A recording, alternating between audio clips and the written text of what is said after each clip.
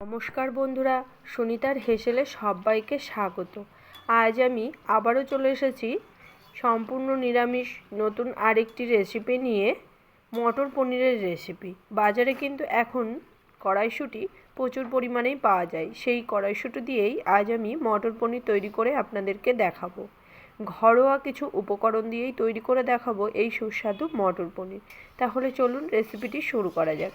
এখানে দেখুন আমি প্রথমেই ওভেনে একটা কড়াই বসিয়ে দিয়েছি। কড়াইটা খুব ভালো করে গরম হয়ে গেলে ওর মধ্যে আমি দিয়ে দিয়েছি পরিমাণ মতো সর্ষের তেল। তেলের মধ্যে আমি দিয়ে দিয়েছি সামান্য 1 চিমটির মতো লবণ।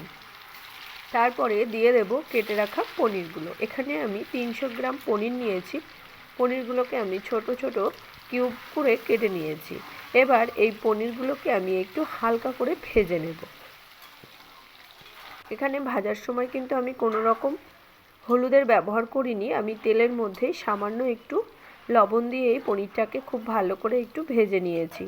পনিরটা তেলের মধ্যে লবণ দিয়ে ভাজলে কি হবে, পনিরটা কিন্তু কড়াইয়ের ভেতরে আটকে যাবে না। দেখুন এখানে আমার পনিরগুলো কিন্তু হালকা লালচে কালার করে ভেজে নেওয়া হয়ে গেছে। এবার আমি পনিরগুলোকে তুলে নিয়েছি। তুলে নিয়ে ওই একই তেলের মধ্যেই আমি আলুর টুকরোগুলোকে দিয়ে দিয়েছি। এবার আলুগুলোকেও কিন্তু খুব ভালো করে একটু ভেজে নিয়েছি হালকা লালচে কালার করে। এবার ওই আলুর মধ্যেই আমি দিয়ে দিয়েছি 1 চামচ আদা বাটা।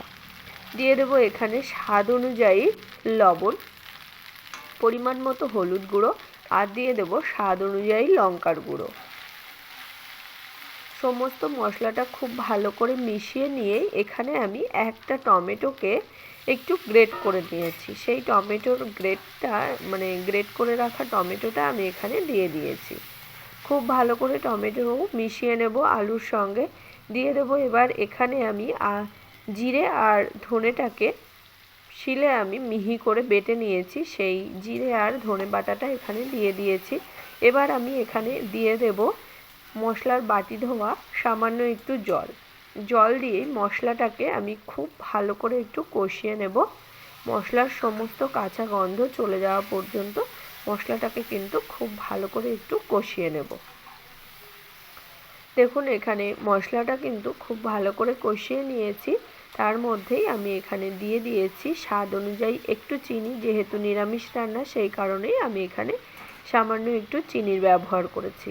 দিয়ে দেব ছাড়িয়ে রাখা মটরগুলো। খুব ভালো করে মটরের সঙ্গে মশলাটাকে কিন্তু খুব ভালো করে একটু কষিয়ে নেব। এর কারণে কি হবে, মটরটাও কিন্তু খুব ভালো করে সেদ্ধ হয়ে যাবে। দেখুন মটরটা কিন্তু মশলার সঙ্গে খুব ভালো করে কষানো হয়ে গেছে। মশলা থেকে খুব সুন্দর তেল ছেড়ে গেছে। এবার আমি এখানে দিয়ে দেব হাফ বাটি পরিমাণে জল। খুব ভালো করে জলের সঙ্গে মশলাটাকে মিশিয়ে নিয়েছি। মিশিয়ে নিয়ে এই মশলার সঙ্গে জলটাকে আমি খুব ভালো করে একটু ফুটিয়ে নেব। দেখুন ঝোলটা কিন্তু খুব ভালো করেই ফুটে গেছে। এবার এর মধ্যে আমি দিয়ে দেব ভেজে রাখা পনিরগুলো। এখানে আমি মিনিমাম ঝোলটাকে আমি 4 থেকে 5 মিনিট মতো আমি খুব ভালো করে ফুটিয়ে নিয়েছি। আলুগুলো কিন্তু খুব ভালো করেই সিদ্ধ হয়ে গেছে। দিয়ে দিলাম ভেজে রাখা পনিরগুলো দিয়ে আমি খুব ভালো করে আবারও একটু ঝোলের সঙ্গে মিশিয়ে নেব। মিশিয়ে নিয়ে এখানে আমি এবার দিয়ে দেব সামান্য একটু গরম মশলা গুঁড়ো, আর দিয়ে দেব 2 চামচের মতো মালাই। এখানে আমি দুধের সরটাকে তুলে রেখেছিলাম, সেই মালাইটাই আমি এখানে 2 চামচ ব্যবহার করেছি।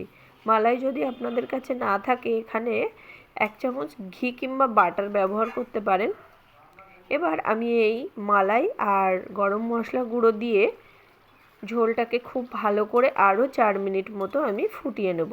দেখুন 4 মিনিট পরে ঝোলটা কিন্তু সম্পূর্ণভাবে রেডি হয়ে গেছে। তৈরি হয়ে গেল কিন্তু আমাদের খুব সহজ পদ্ধতিতে মটর পনির। এটা কিন্তু গরম ভাত কিংবা রুটি, লুচি, পোলাও সবারই সঙ্গে কিন্তু খুবই ভালো যায়। বানানোও কিন্তু খুবই সহজ আর খেতে কিন্তু অসাধারণ। তাহলে বন্ধুরা আমার এই নিরামিষ মটর পনিরের রেসিপিটি আপনাদের কেমন লাগলো অবশ্যই কিন্তু কমেন্ট করে জানাবেন। যদি ভালো লেগে থাকে তাহলে একটা লাইক করবেন আর সাবস্ক্রাইব করে পাশে থাকার অনুরোধ রইল। তাহলে বন্ধুরা, আজকের মতো এই পর্যন্তই। আবার দেখা হবে নতুন কোনো রেসিপি নিয়ে। ভালো থাকবেন, সুস্থ থাকবেন। ধন্যবাদ।